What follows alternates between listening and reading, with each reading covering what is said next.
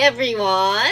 Today, Jinri is going to talk about Chanel. 자, so actually Chanel didn't have a vision statement. They only had a mission statement, and the mission statement was to be a ultimate house of luxury, defining style and creating desire now and forever. And so what my impression of what Chanel was is that it's a very expensive brand that sells bag, clothes, and makeup. Because and perfume. Obviously perfume is kind of well known in Chanel, but bag is one big thing, especially a lot of Asian girls love Chanel bags. So let's kind of start way back. Actually, I didn't realize that Chanel started really long time ago. They're a very old brand, right? So we're gonna start talking about Chanel. Her actual name is Gabrielle Bonheur Chanel. She's also known to be called Coco Chanel. So a lot of people know her more to be Coco Chanel than Gabrielle. She was born in France, and at her young age, she did lose her mother, so she was actually sent to the orphan because her dad was a peddler. She started working as a seamstress. For people who don't know that, I didn't actually know what seamstress was. It's people who sew clothes. So when at young age, she was like into sewing and like clothing. She was like used to it. But after working there, she actually wanted to become a singer, and she worked in Moulin. So that's where she got the name Coco, because that was her nickname. This is Chanel, so we'll start how the business started. So like what I said, she started off as a seamstress, and actually way back she met this guy named Etienne Balsan.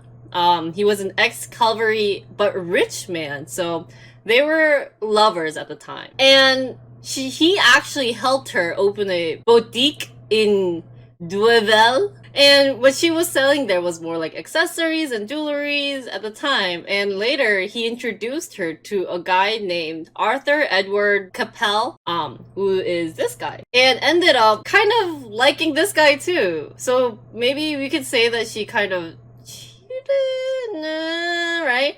And he actually was also a rich man. He was actually a shipping merchant, but his family was definitely like in the rich section.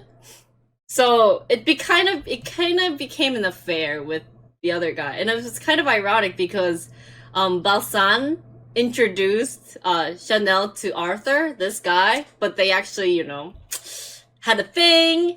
And he was actually the one who helped Chanel open the actual like first store with like hats. So this was actually her first design.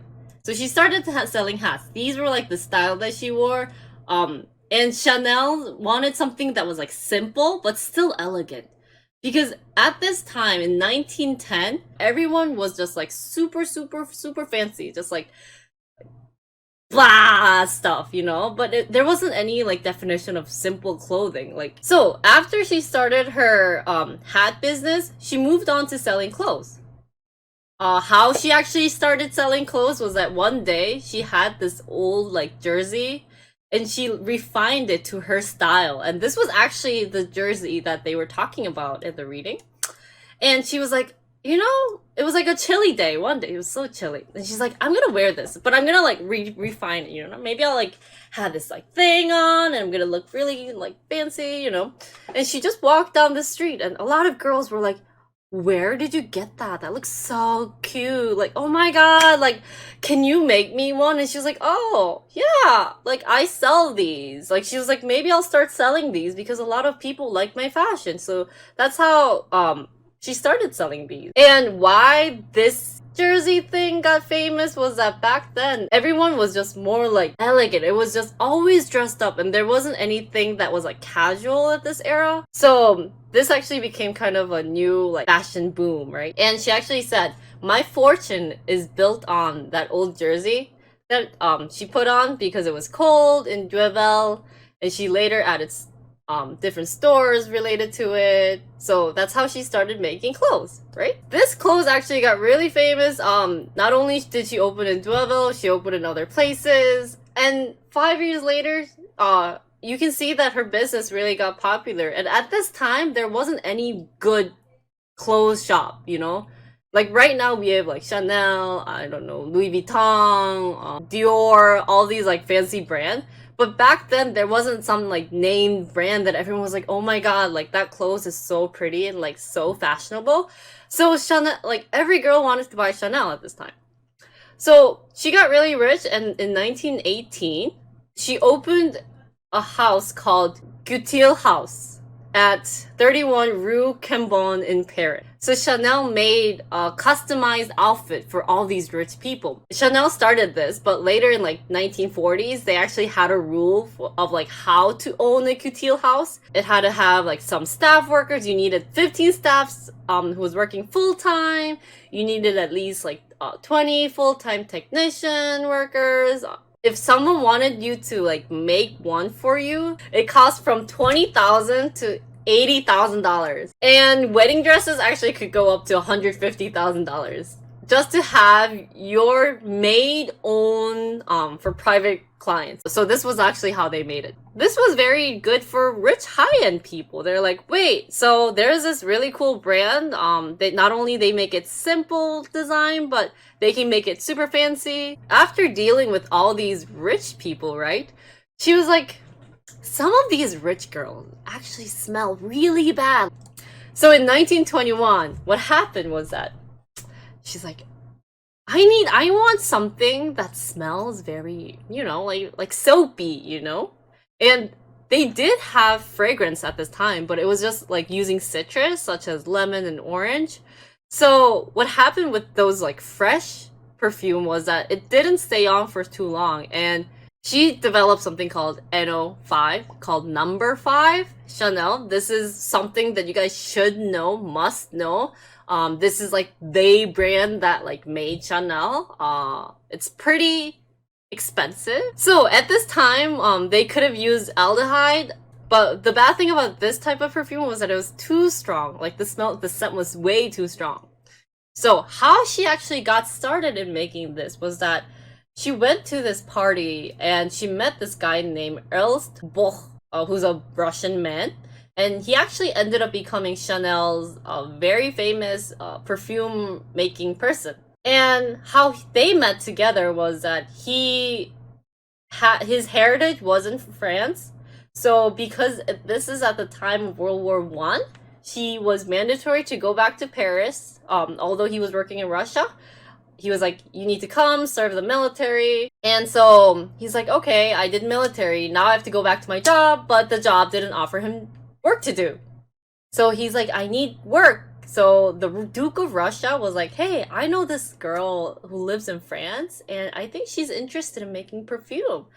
And so he was like, okay, like hook me up with that girl, right? And she was like, hey dude, like I want you to make me 10 samples of perfume. Let me test them out.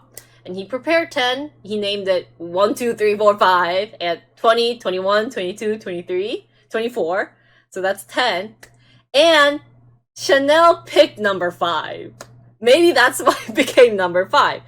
The actual reason was that there's like 5 cents. It's supposed to be like symbolic of the femininity and all those. And this was kind of like made by mistake, but it was surprising that Chanel liked this, and this was the most hit because she actually gave this number 5 out to customers as a sample, being like, hey, thank you for purchasing, here's like our sample of our perfume.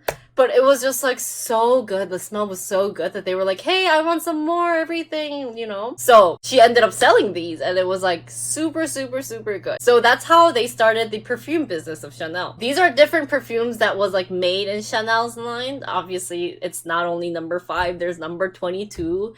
There's this one that I can't pronounce, but I'm gonna try. It's Gardenia. There's like Bois des Iles. There's different types of perfume that you guys can actually try smelling it. But I do recommend, if you do ever go shopping perfume, maybe with your girlfriend, maybe with your mom, to test out how it smells, because number 5 definitely is the most popular one. This is actually Jackie Paul, he's actually the recent guy who is in Chanel. He started working in 1984. So after her number 5 business was like super popular among girls, she still needed money because she needed now like, because remember, this was just a sample, but now that people actually want to buy this, and not only in France but in other countries. So there were 2 guys who helped. So the right guy's name was Pierre Wachdemer, and the left guy name was Théophile Badar. Both of them are very, very rich businessmen and very interested in Chanel's business, right? So the guy on the right, Wachdemer, owned 70%. Badar owned 20% and Chanel owned 10%. Here it was kind of like, why? I don't know, but definitely because they contribute more with the money and Chanel was like, I think it's okay. It might also be the fact that she didn't have much business background and maybe couldn't really negotiate with these 2 people, because at one point she actually decided to sue them because they didn't like her ideas, they were going against it, and she couldn't do anything because she only had 10% of power. And so she like sued them, but it still didn't work, so she ended up collaborating with these 2 guys. Now, in 1924, Chanel started her first makeup collection. Why this was good was that back then it was more like very creamy formula, definitely more like thick. It wasn't very good, and she was like, I want to make something that's more like luxurious. This is the word's gonna come out often, but it's like fancy, but it's like simple and light on your face. So this was their line. So they only had lip colors and face powder. You can see which one's a lip color. Definitely the one on the outside or lip color, the one. So that was her line in 1924. What also happened back then in 1924 was that she developed something called a tweed style. Tweed style. Ta-da! Well, this is actually a style that was invented from Coco Chanel. How it became the word tweed, or how she developed this tweed idea, was that actually in Scotland, the Scottish weavers actually created this style of tweed style because they wanted something that was dense on their body. So that's where it started. And she actually was dating a different guy at this time. He was the Duke of Westminster. It was this guy. And she was like, one day she was like, hey sweetheart, I'm very cold, right? And so he's like, oh, let me, and he's from Scotland, right? And he's like, oh, let me give you my like jacket. And she wore it. And she's like, what is this? It's like so stylish. It was supposed to be very like masculine fabric, but she's like, wait, I think I can, this style and this like fabric, I think I should create one for like women and make it more like suit type. So that's how she actually got this design. And this design is very famous that even now, this became like another new trend. Now, 2 years later, she was like, I need maybe a new like clothing, new line of clothing. I need something unique. And she's like, I'm gonna develop something that's like simple, but it's gonna be like everyone can have, because this dress you can wear it to like unique occasions, such as, like any formal events like weddings or like ballrooms. And this dress is gonna be so nice that like you can put on any like fancy stuff on top of it, like ornaments, earrings, necklace, blah blah blah, that it'll make other things stand out, right? So she actually got this dress. And why this was very like, what's so good about this dress? Because nowadays you see a lot of these black dresses. Even I'm wearing one, and this isn't from Chanel. And back then, this is what people wore. This was kind of like the type you see like the 1990s to 1909. It was just like super like rough color, like really red, like long dresses, very very fancy. It's not like, even if I wore like a super fancy jewelry, it won't stand out, right? And Vogue actually said to Chanel, was like, hey, this is the Chanel Ford dress, Ford, that everyone will wear. So you can see that at this point, Chanel wasn't just the high end, it was just like all over. In 1927, so 1 year later, remember she's doing the makeup business, she realized that, actually, even if you have a lot of makeup, if your face, like your skin, isn't like pretty, as in, oh, problems with your face, like you have all these troubles, like it's not gonna, like, even if makeup, you put on a lot of makeup, it's not gonna do anything. So the fundamental of makeup and having a good makeup starts with the perfect skin. And she actually said this of the luxury begins with the perfect. Now, in 1945, we all know that this is when World War II started, right? So she ended up closing all her shops except for the store at number 31. That's like her biggest store, right?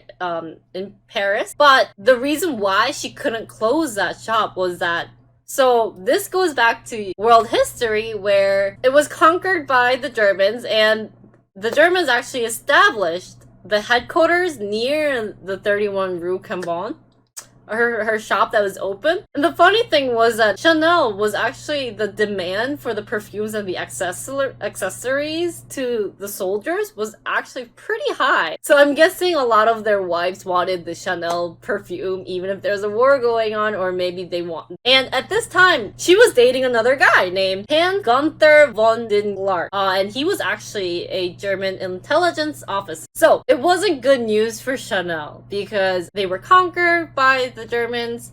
And so when France got their land back, the Free France Purge Committee, the committee summoned Chanel because they were like, hey Chanel, I think you work for them. We don't have evidence, but I don't like you. So they brought Chanel. You are French. What is up with your business? What the heck? But because she had no evidence, like no documentation that she actually helped them, they were released. But people in France was like, you still can't live here because we felt betrayed that you were, I don't know, supporting it. So she ended up moving out of France to live in Switzerland with her lover, right? So Wertheimer returned to Paris at this time because obviously the boss, right? Coco Chanel is the boss of Chanel.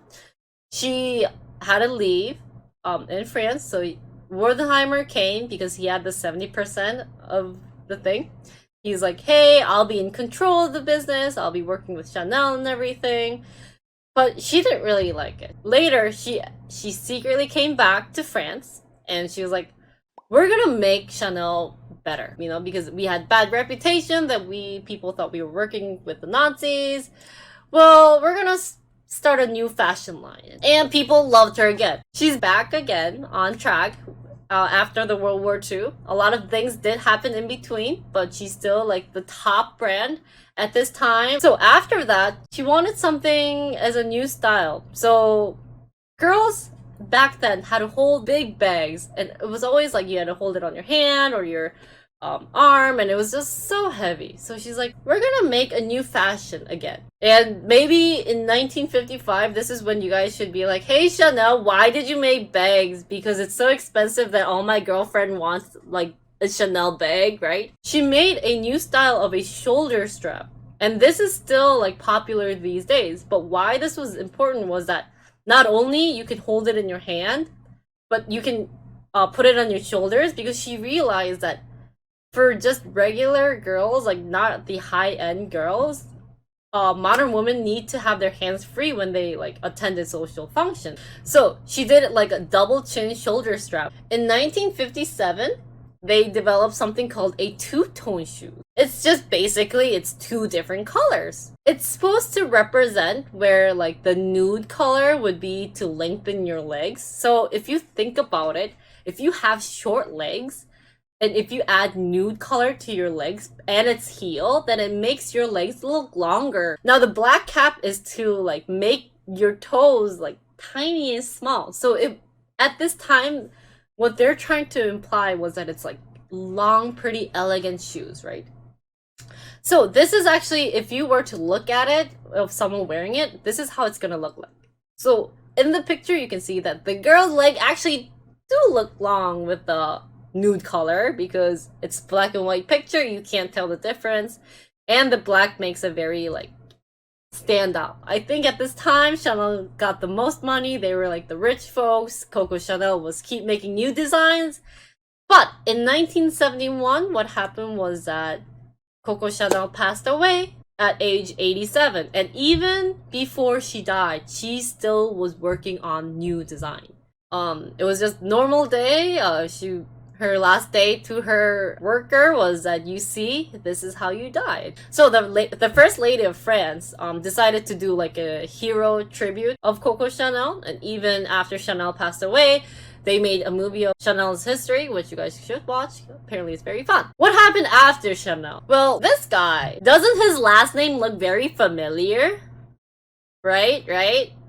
Is actually the grandson, and he decided to take over the Chanel business. And after actually Chanel died, the demand for Coco Chanel number 5 actually went down, because at this time there was a lot of competitive brands. The demand actually went really down, and this guy was like, well, you know what I'm gonna do is actually, because the demand is low, fine, I'm gonna reduce how much the number 5 is gonna be produced. So it's gonna be actually a limited edition, right? And that like changed the girl's mind, being like, oh wait, like I thought this was like a common one, now it's kind of being limited, what the heck? And he also took out like the number 5 perfume in like drugstore, and he's like, okay fine, you guys didn't want this, like, so the sales went back up. It was maybe good that he took over the business, but you never know. Also, what happened later in the year was that with this guy, he decided to move on to something new, which were watches. And something funny about this watch was that the shape of the frame of the watch is actually the cap of the number 5 bottle. So they're really focusing their design on number 5. Now, from 1974 on to current time, definitely nothing too big of things happened. It was more like I made products, we made products, we have new lines of perfume, new lines of makeup, this is fancy. So Jinri is gonna actually jump ahead to see what's happening in the 2020s. A lot of people mentioned, wait, Chanel, did they do an IPO? Even I had to Google, wait, so why does Chanel not have stock? Does no one buy stock? And they were like, hey, we don't want anyone to purchase our stock. You know, we're gonna be like the super elegant high-end brand that no one has, and we have enough money. So I like this actual word being like, I just want to confirm for the 100th time, hey, we've like shared our strategy, so we don't even need an IPO. We've have enough money, you know, we've increased headcounts, we have our stuff. And at this time, he actually did increase the workforce to 25,000 people. Definitely doubled the headcounts compared to other times. So actually, this article was from 2020 or 2019. But actually in 2018, they actually revealed their earnings. First time in 108-year history. They've actually made 10 billion in 2017. Why they included this was kind of to show, being like, hey, we're private, and you guys don't believe us. You guys think that our bags are cheap and everything, but hey, we make money, don't worry. Our bags still sell. People like our bags, so don't look down on us. Now, kind of things to look out for, things that are like still fancy, they still make a lot of bags. I personally think that their bag prices are kind of getting out of control, because I found this bag that recently started selling out in February 4th called Water Bottle. I forgot to bring a picture because I thought it'd be too much, but this water bottle bag cost 4,410 pounds, which in USD is $5,496.62. Maybe now I kind of understand why Chanel's bag has to be expensive, because they're not public, right? They're all private, they need funding, they need to have the bags expensive so that they can keep up with like their money and everything. But also, that's kind of unique that I kind of maybe thought was these luxurious perfume crayons. They not only have but now they're putting crayons on their face. So these are some things to look out for in Chanel. People did mention that they are making the face mask. My final word on Chanel was, here are some famous quotes from Coco Chanel. My favorite one was that a girl should be 2 things, classy and fabulous. Definitely keep your head standing high. And you can be gorgeous, right? At 30, which I'm almost going to be in like 3 years. 4 years. Charming at 40 and irresistible for the rest of your life. That's all I have for today. This was Chanel. Everyone buy Chanel product. Keep your heels, heads, and standards high, right? Jacques.